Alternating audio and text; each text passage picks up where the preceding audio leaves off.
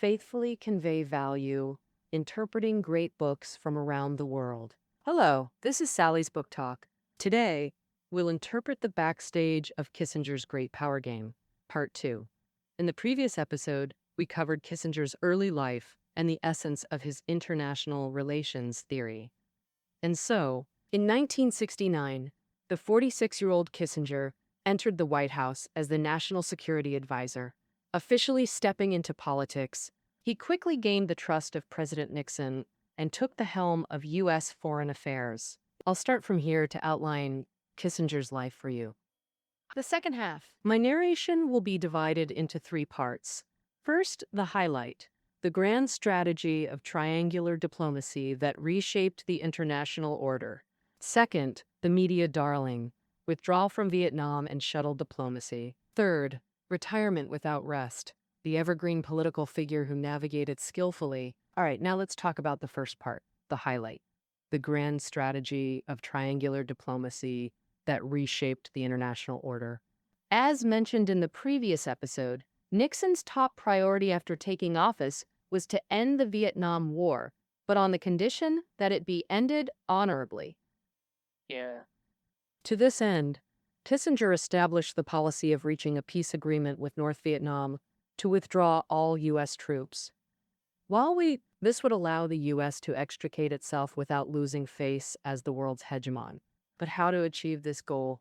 You see, whether on the battlefield or in international public opinion, North Vietnam held the upper hand. Why would they negotiate with you? Kissinger countered by proposing that, at this stage, the U.S. military should not show weakness, but instead intensify its offensive. By inflicting heavy losses on North Vietnam and forcing them to the negotiating table, this was called reverse psychology. From the American perspective, this was a viable way to break the deadlock. But before the U.S. military was ready, North Vietnam struck first. In February 1969, the North Vietnamese army suddenly launched a full-scale offensive. The U.S. military was caught off guard, with over 450 soldiers killed in the first week alone, a casualty rate twice as high as before. Nixon was furious, seeing this as a show of force from North Vietnam. They absolutely could not back down at this moment. But given the high domestic anti-war sentiment, increasing troops wasn't feasible. So Kissinger proposed bombing Cambodia as retaliation. What does Cambodia have to do with this? Well, during the Vietnam War, North Vietnam used neighboring Laos and Cambodia to the west as its rear base, setting up numerous supply depots. Aid from the international community to North Vietnam was also transported through Laos and Cambodia. Therefore, bombing Cambodia meant attacking North Vietnam's logistical base. The bombing lasted for 14 months, with the U.S. military deploying 3,875 sorties of heavy bombers, dropping 100,000 tons of bombs, causing enormous losses to the lives and property of the Cambodian people. Later, the U.S. military even sent ground troops to invade Cambodia, igniting anti-American anger among Cambodians and ultimately leading to the rise of the left-wing Khmer Rouge. The original intention of U.S. intervention in the Vietnam War was to contain so-called communist expansion. Now, even Cambodia has established a left-wing regime, which is undoubtedly a great irony. As for North Vietnam, they maintained a strong fighting spirit under extremely difficult circumstances, attacking the U.S. military at all costs. Kissinger's reverse psychology didn't achieve the expected results, so he had to change course. This time, Kissinger broadened his perspective. He believed that the Vietnam War, on the surface, was a confrontation between the regimes of South Vietnam and North Vietnam, but in reality, it was a struggle between the 2 major blocs behind them, the capitalist bloc and the socialist bloc. The reason North Vietnam could hold out so strongly was thanks to the support from the socialist bloc. Conversely, if the U.S. could improve relations with the socialist bloc, wouldn't it be easier to solve the Vietnam problem? This idea was very bold. After the Cold War broke out, the 2 blocs were in a state of opposition.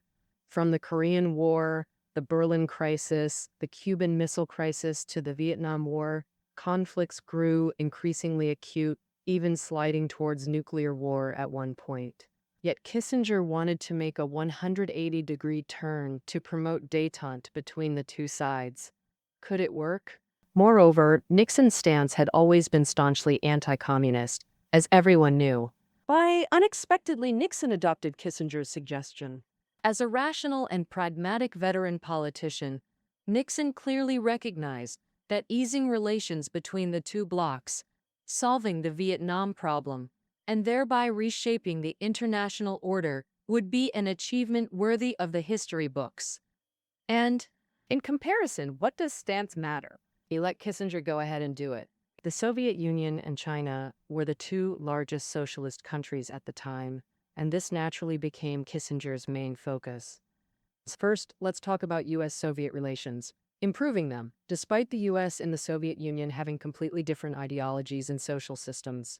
The contradictions in this regard were irreconcilable. However, since both the U.S. and the Soviet Union possessed nuclear weapons, they both avoided direct conflict to prevent a nuclear war.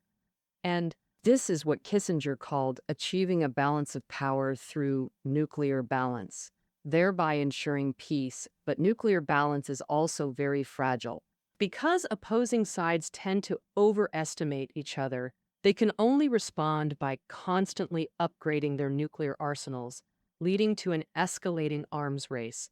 And especially the Soviet Union, with weaker overall strength, wanted to use nukes to outdo the U.S. For example, in 1967, the Soviet Union deployed 160 SS-9 intercontinental missiles capable of carrying nuclear warheads. By 1968, it reached 190, and by 1969, 230. This growth spooked the U.S. Kissinger's strategy was twofold: boost America's nuclear strike capability to ensure limited deterrence, while pushing for compromise with the Soviets. Actually, the Soviets were open to détente too, because the nuclear race was burning cash. In 1969, the Soviet GNP was $350 billion, with $25 billion spent on nukes, over 8% of the total. It was crushing. During high-level U.S.-Soviet talks in November 1969, Kissinger showed off slick negotiation skills. He prepped 4 proposals, each with terms the Soviets might reject, but parts could be swapped like Lego blocks to form new options, avoiding deadlock. After tough talks, in 1972, the U.S. and Soviets signed the ABM Treaty, capping offensive weapons to slash nuclear war risks. This marked a big thaw in U.S.-Soviet ties and became a bedrock for global peace. Now, for Sino-US normalization, America had long contained China with no diplomatic ties. Diplomats from both sides dodged each other even when sharing global stages. Plus, a bunch of China-hating U.S. Poles ranted anti-China stuff daily. So, open U.S.-China contact lacked channels and carried huge political risks. Thus, the stalemate held, and Kissinger's fix was secret diplomacy. He tapped Pakistani President Yahya Khan, who was tight with both China and the U.S., to relay America's wish to improve ties. China gave a thumbs up. Soon, China invited the U.S. ping-pong team over, using table tennis diplomacy to nudge exchanges along. In July 1971, Kissinger used his visit to Pakistan as a cover to travel to China. En route, a funny incident occurred. To maintain secrecy, Kissinger kept a low profile and created smokescreens to divert media attention. But coincidentally, while boarding at Pakistan's airport, he was spotted by a British journalist. Hey, isn't that Kissinger? The reporter pried information from airport staff. Kissinger was flying to Beijing. This was huge. The journalist urgently cabled his newspaper, but the editor dismissed it as mistaken identity and trashed the report, missing the scoop of the century. Kissinger spent 2 days in Beijing meeting Premier Zhou Enlai, securing agreement for Nixon's China visit. In February 1972, Nixon formally visited China, taking concrete steps toward normalized relations, shocking the world. Global media covered it exhaustively, thrusting Kissinger into the spotlight. as reporters worldwide pursued him. The author notes that while Kissinger was already renowned in academia and politics, he truly became a household name after this secret China trip, his crowning achievement. Through diplomatic maneuvers, U.S.-Soviet tensions eased and Sino-US relations normalized. Building on this, Kissinger proposed his grand strategy of triangular diplomacy. Simply put, within the U.S.-China-Soviet triangle, America held the pivotal position, partnering with China or courting the Soviets to maximize gains. Admittedly serving U.S. interests, this strategy eased Cold War tensions, reshaped global order, and enabled America's Vietnam exit to focus on crucial regions. Part 2. The media's darling. Vietnam withdrawal and shuttle diplomacy. I'll now recount another defining chapter of Kissinger's diplomatic career. With the triangular strategy in place, North Vietnam agreed to talks, reviving long-stalled U.S.-Vietnam negotiations. This decision stemmed not just from global shifts, but also America's Vietnamization policy. Vietnamization was Nixon's dual-track exit strategy, gradually withdrawing troops, reducing U.S. forces in Vietnam from 590,000 to 27,000. On the other hand, arming South Vietnam by training its military and providing air support, making it the main fighting force. In this situation, North Vietnam couldn't pressure the U.S. public opinion by inflicting heavy casualties, nor quickly defeat the U.S.-equipped South Vietnamese army. Thus, negotiation became the rational choice. In August 1972, U.S.-Vietnam negotiations began in Paris. After intense bargaining, both sides agreed. Ceasefire between U.S., North, and South Vietnam, each controlling their regions, full U.S. withdrawal, and no American interference in Vietnam's internal affairs. Kissinger knew once U.S. troops left, North Vietnam would restart the war, and South Vietnam couldn't resist. Indeed, in 1975, North Vietnam captured Saigon, unifying the entire country. But Kissinger couldn't worry about that anymore. With elections approaching, he needed to boost Nixon's re-election chances. Sure enough, the smooth negotiations lifted the administration's approval ratings, securing Nixon's re-election. In January 1973, U.S.-Vietnam signed the peace deal. After 9 years, $134 billion spent, and 58,000 American deaths, the U.S. slinked out of Vietnam. Coincidentally, Nixon's inauguration occurred that same month. He called it the best inaugural gift, with nationwide celebration. Gallup polls showed 68% approved of the government, with 58% believing America achieved honorable peace. In this sense, Nixon and Kissinger succeeded in securing America's face-saving exit. Kissinger personally received 2 honors. First, the 1973 Nobel Peace Prize for his contributions to world peace. Second, promotion to Secretary of State. Now he could rightfully oversee U.S. foreign affairs, but no sooner had one crisis ended than another began. Soon, a new crisis emerged. At 6 a.m. on October 6, 1973, Kissinger was awakened. Egypt and Syria had attacked Israel. The Fourth Arab-Israeli War had begun. The Israeli-Palestinian conflict had long simmered, especially with Israel occupying Egypt's Sinai and Syria's Golan Heights, humiliations demanding revenge. After meticulous planning, Egypt and Syria chose Yom Kippur, Judaism's holiest day, for their surprise attack. In just 6 hours, the Egyptian-Syrian coalition broke through Israel's heavily fortified Bar-Lev line and advanced. Israel, requesting aid for help. Kissinger believed large-scale support could let Israel crush the coalition and reshape Middle East geopolitics, but that might not serve U.S. interests. So he agreed only to limited aid, enough for Israel to win, but not dominate, restoring the pre-war balance. Admittedly, Kissinger's approach was pragmatic, but pressured domestically and internationally, Nixon approved $2.02 in massive military aid to Israel, triggering chain reactions. First, Arab nations united, announcing an oil embargo against Israel's backers, including staunch U.S. allies. Saudi Arabia took the lead. Global oil prices soared from $3 to $13 per barrel, threatening U.S. energy security. Second, armed with U.S. aid, Israel reversed the war, exactly as Kissinger predicted. The Egyptian-Syrian main forces risked annihilation. Egypt's President Sadat urgently sought Soviet help. They considered military intervention. The oil crisis was bad enough. Soviet entry into the Middle East would be a U.S. diplomatic disaster. To salvage the situation, Kissinger embarked on dazzling shuttle diplomacy. He flew to Moscow, urging the Soviets not to intervene. After U.S.-Soviet consensus, the UN Security Council passed a ceasefire resolution. Here, Kissinger played a trick. He delayed announcing it until Israeli forces encircled the Arab armies, forcing Egypt and Syria to negotiate. Simultaneously, he warned Israel, "Siege but don't attack, or lose U.S. backing." Kissinger then shuttled between Cairo, Damascus, and Jerusalem, mediating. On October 28, 1973, Egyptian and Israeli generals exchanged salutes 101 kilometers outside Suez City, then shook hands, ending the Fourth Middle East War. This successful mediation had two major implications.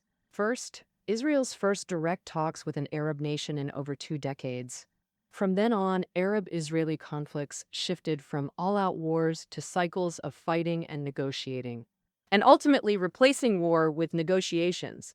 Second, the U.S. played the mediator role throughout this process. This deepened American involvement in Middle East affairs, while drastically weakening Soviet influence in the region. From America's perspective, Kissinger pulled it off brilliantly.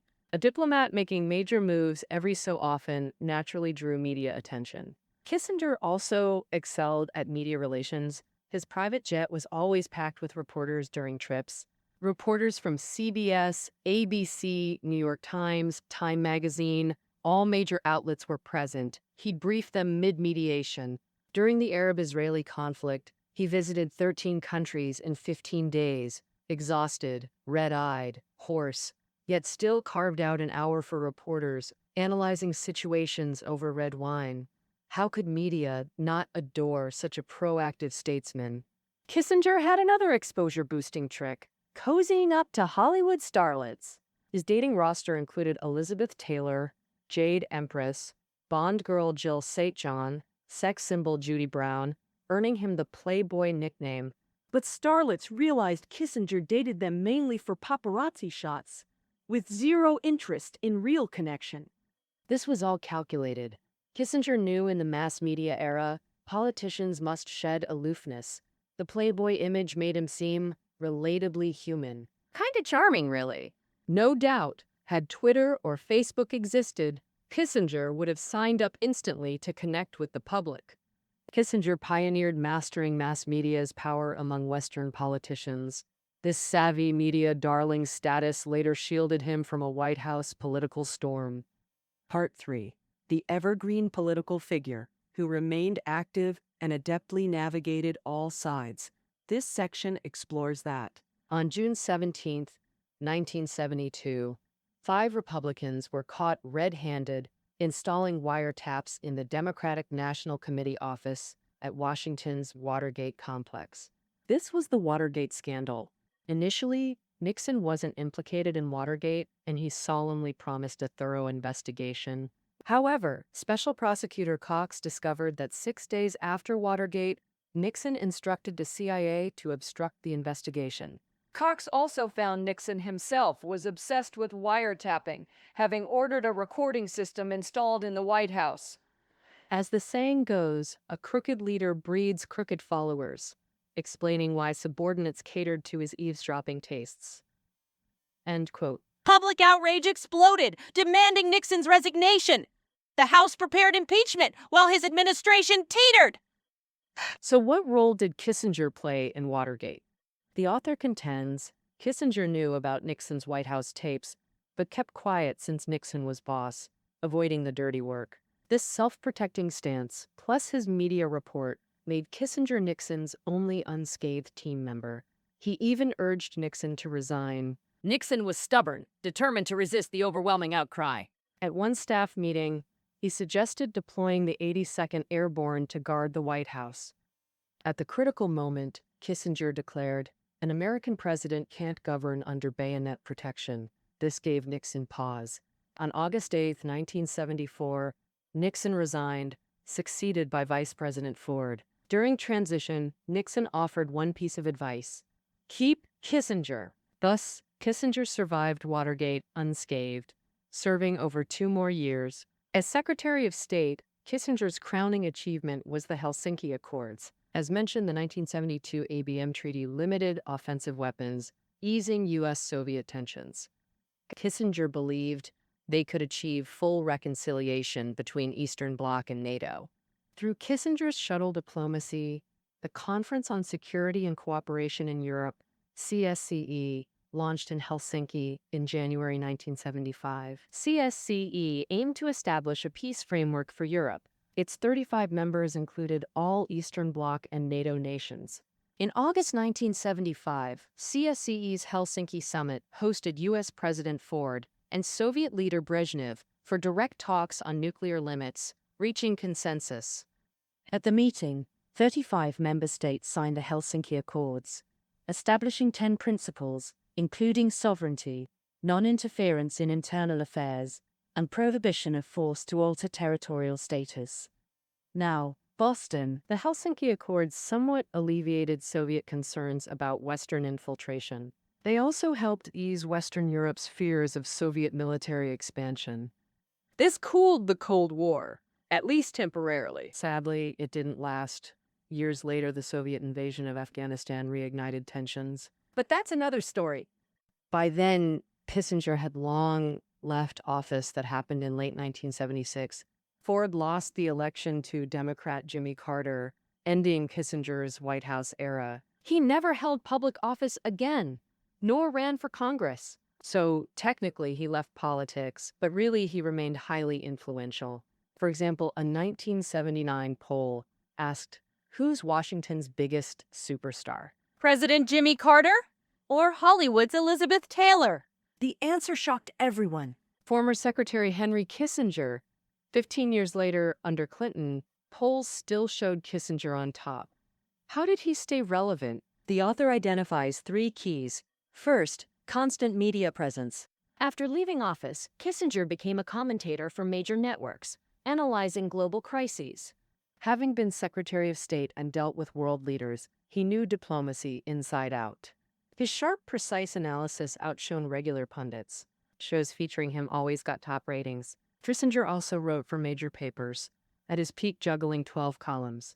Each article got reprinted in dozens of papers, keeping his views visible. Second strategy, global speaking tours and book writing. Western politicians often stay active through speeches and books post-office. Kissinger took this to another level. He chartered private jets to circle the globe, networking with elites and giving speeches. Over 40 years, Kissinger visited China over 80 times. Truly an old friend of the Chinese people. Kissinger was also prolific with his pen. His 3-volume memoir, The White House Years, detailing his diplomatic career, received acclaim upon release. 1994's Diplomacy surveyed Western statecraft from the 17th to mid-20th century, becoming an IR classic.